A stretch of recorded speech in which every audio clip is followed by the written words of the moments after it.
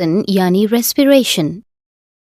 नाक के नथुनों द्वारा मनुष्य वायु को अपने शरीर के अंदर लेता है।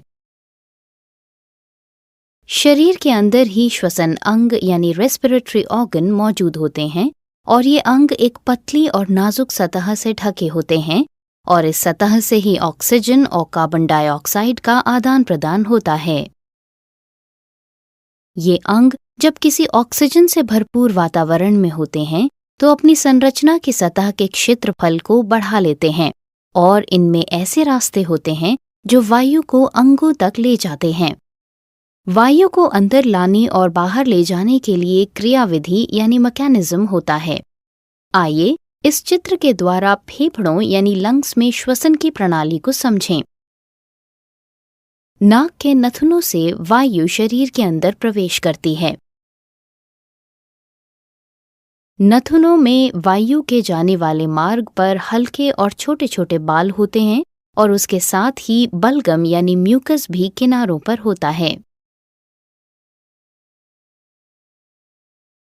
नथुनों के अंदर वायु मार्ग में हल्के पतले छोटे छोटे बालों और बलगम का क्या उपयोग है?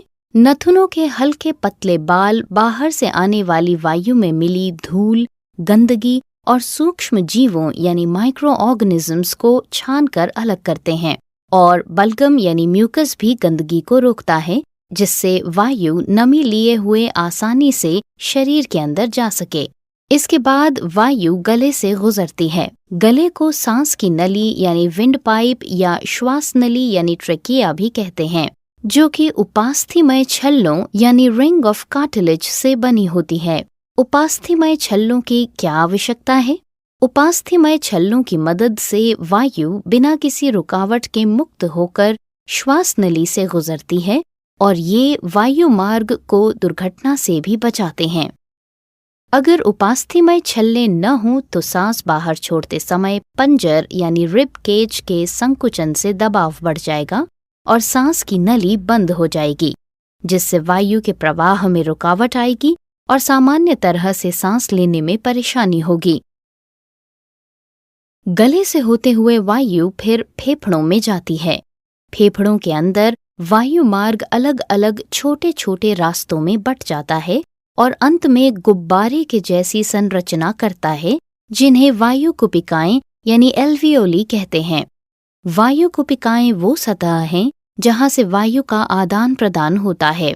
वायु कुपिका की दीवार पर रक्त कोशिकाओं यानी ब्लड वेसल्स का सघन जाल होता है।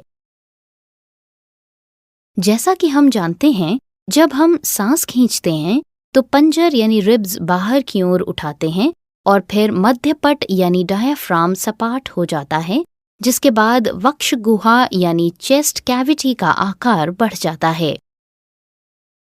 ऐसे में फेफड़े वायु को अंदर खींच लेते हैं और वायु कुपिकाएं वायु से भर जाती है। इसके बाद रक्त शरीर के सभी अंगों से कार्बन डाइऑक्साइड लेकर वायु कुपिकाओं में छोड़ देता है।